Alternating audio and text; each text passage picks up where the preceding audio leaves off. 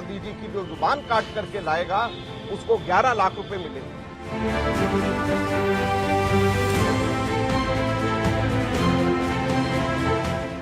ये मतलब मोदी जी की शय पे हो रहा है। सामूहिक दायित्व होता है मंत्रिमंडल का। जो बातें कही अगर वो सही है तो फिर सरकार ने कार्रवाई करनी थी, गलत है तो इन पर एफआईआर करनी थी।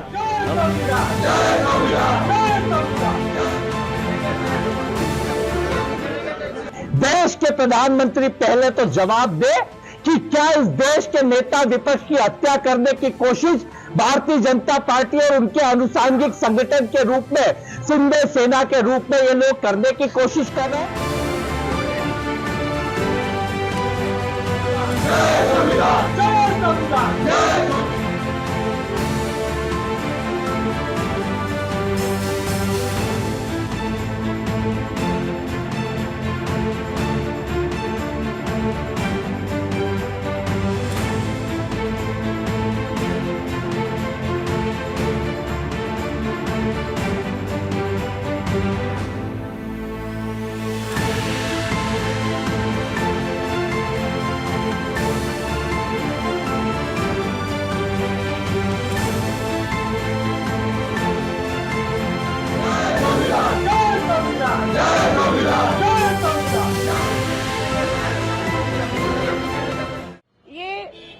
भाजपा की जो है वो एक सोची समझी बताई गई नीति के तहत हो रहा है।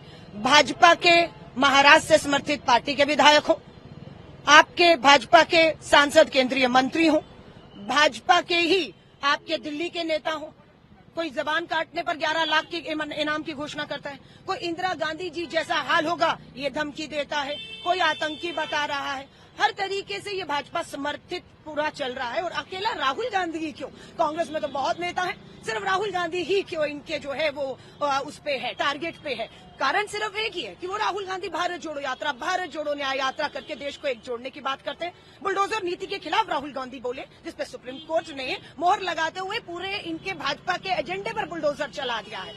हरियाणा के अंदर एक गरीब मजदूर इसलिए मार दिया गया पीट पीट कर क्योंकि वो क्या खा रहा था, इस शक में एक जवान बच्चे को गोली मार दी गई, शायद वो मुसलमान था, बीफ लेकर जा रहा था। एक महाराष्ट्र की ट्रेन में मुस्लिम जो है बुजुर्ग को किस तरह पीटा गया। तो राहुल गांधी ये नफरत और जहर है, उसके खिलाफ एक मुहिम चला रहे हैं जो भाजपा को जो है वो बौखलाहट में है और इस तरह अपने नेताओं को आगे कर रहे हैं। मल्लिकार्जुन खड़गे जी ने पत्र लिखा है ना, कोई जवाब आया नहीं, आने की उम्मीद भी नहीं है, क्योंकि ये सब भाजपा के नेताओं के इशारे पर सोची समझी साजिश के तहत राहुल गांधी जी को जो है टारगेट करके किया जा रहा है। उनकी जान को खतरा है। जब आप कहते हैं जबान काट लाएं, जब आप कहते हैं इंदिरा गांधी जी वाला हाल होगा, तो स्वाभाविक है एक अकेला राहुल गांधी पूरी भाजपा पर भारी 24 के चुनाव में भी पड़ा और अब भी दिख रहा है। इसलिए बौखलाहट, घबराहट मात्र एक नेता के खिलाफ है।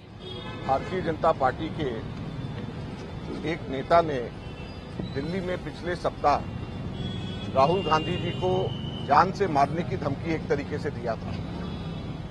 जब उन्होंने कहा कि राहुल गांधी जी संभल जाओ, नहीं तो आपका भी वही हाल होगा जो आपकी दादी का हुआ है।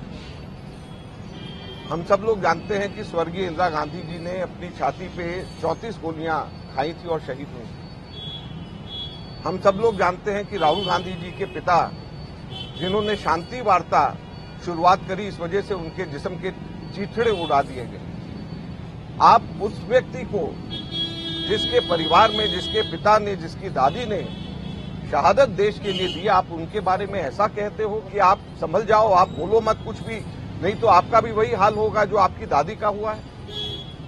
भारत के अंदर राजनीति इससे ज्यादा निचले स्तर पे नहीं गिर सकती।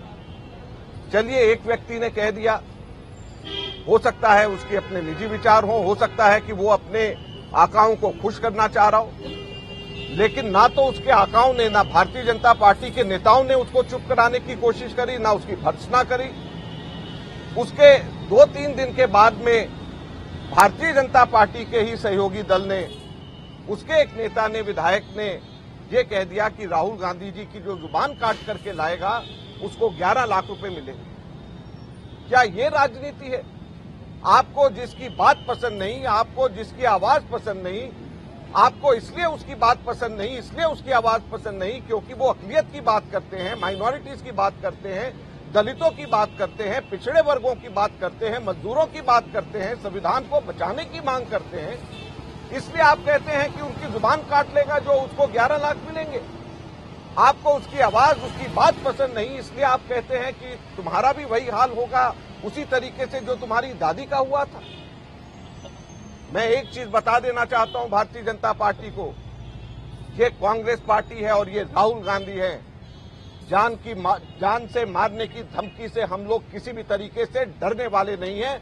यहाँ पे कांग्रेस के लाखों करोड़ों कार्यकर्ता तैयार हैं अपनी छाती आगे करके, जान से मारना है हमें मारिए, लेकिन हमारे नेता की आवाज कभी बंद नहीं होगी, हमारे नेता कभी चुप नहीं होंगे। 1000 जगह आज 1000 जगह कांग्रेस के कार्यकर्ताओं ने थाने में आवेदन दिया है। ये राहुल गांधी जी के खिलाफ बीजेपी का केंद्र का मंत्री, राज्य का योगी के मंत्रिमंडल का मंत्री, बीजेपी के विधायक जिस तरीके का अनर्गनल आरोप लगा रहे हैं, ये मतलब मोदी जी की शय पे हो रहा है। सामूहिक दायित्व होता है मंत्रिमंडल का।